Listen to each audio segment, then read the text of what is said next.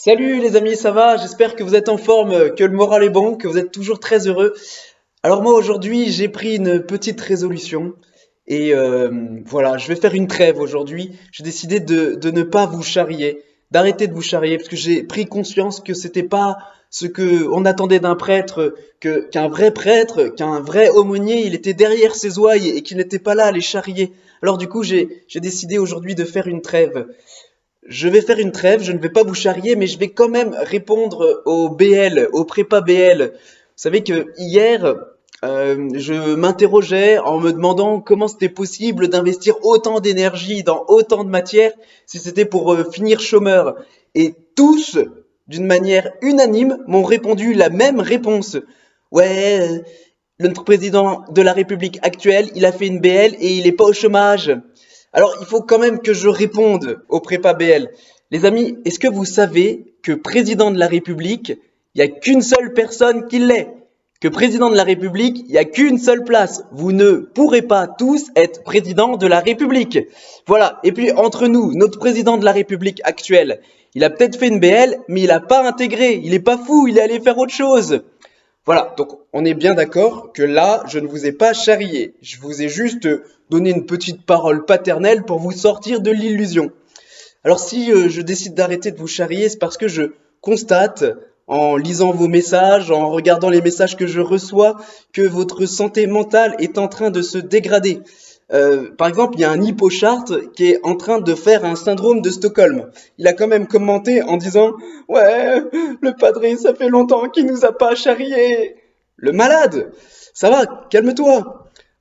J'ai reçu des photos aussi de personnes qui se sont rasé la tête, qui se sont coupé les cheveux. Donc ça va jusque-là. Sauf que ils ont tout coupé ici et ils ont laissé une crête au milieu là. Enfin, c'est quand même du délire. Vous êtes des malades. Pourquoi est-ce que vous faites ça? Alors il y en a un autre, lui, il m'a envoyé des vidéos où sur la vidéo, il a complètement déformé son visage, il a déformé sa voix, et puis il parle comme ça, en faisant des grimaces. Et là, tu te dis, ça, c'est la future élite de la nation. Mais on n'est pas dans la mouise là, on n'est pas prêt de sortir de la crise. Alors du coup, je vous charrie pas aujourd'hui, et je vous le dis très solennellement, si vous avez un problème, je suis là. N'hésitez pas à m'appeler, on peut en discuter. Ça va? Allez, courage. Alors, aujourd'hui dans l'évangile, Jésus est en discussion avec des juifs. Et cette discussion, elle est un peu compliquée, il fait un discours un peu compliqué où il explique que lui, il a besoin de personne pour lui rendre témoignage parce qu'il a le Père qui lui rend témoignage, il a les œuvres qu'il fait qui lui rendent témoignage. Et puis au milieu de ce discours, il envoie une punchline bien sentie où il leur dit de toute façon vous pouvez pas comprendre ce que je vous dis parce que vous cherchez votre gloire les uns des autres au lieu de chercher la gloire qui vient de Dieu. Eh bien, cette phrase-là, elle m'a donné à penser. Et tout de suite, j'ai repensé à cette phrase que disait Aristote. Tout homme veut être admiré. Et s'il ne se fait pas admirer pour ses forces de bien, il cherchera à se faire admirer pour ses forces de mal. Tout homme veut être admiré. Tout homme veut attirer la lumière sur lui. Ou pour reprendre l'expression de Jésus, nous cherchons notre gloire les uns des autres. Par exemple, quelqu'un qui lance, voilà, prenons cet exemple au hasard, quelqu'un qui lance une chaîne YouTube, eh ben lui, secrètement, il voudra que ses vidéos se diffusent, que tout le monde les like, que tout le monde dise «Ouah, c'est génial, c'est génial!» Alors, je précise, je ne suis pas du tout en train de parler de moi, on est bien d'accord, je parle des autres, pas de moi.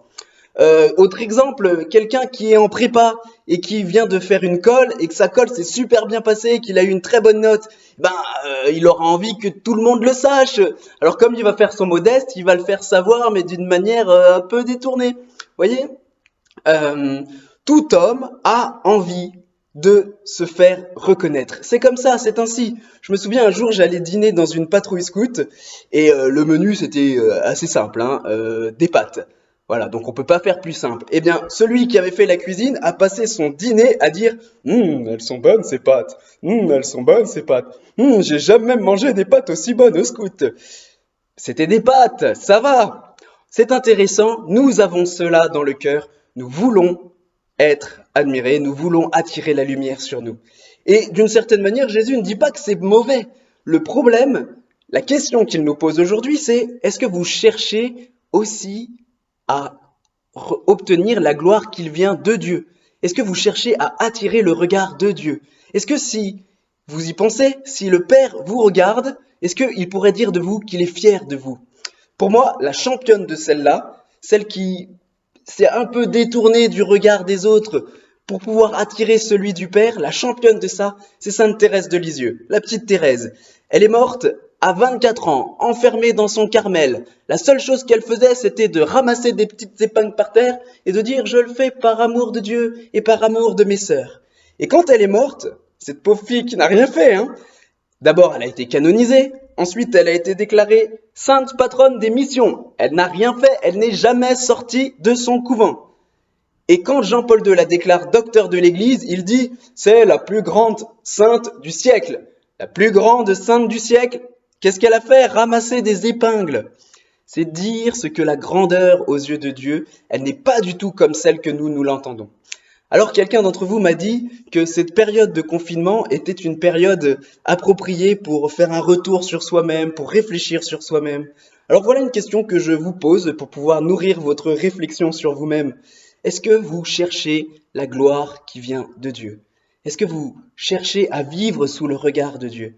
Est-ce que vous cherchez à attirer son regard et de vous dire, vous posez cette question, là dans ce que je fais, je plais à Dieu? Allez, une petite réflexion, c'est important. Que Dieu vous bénisse, courage, vive Jésus et à demain!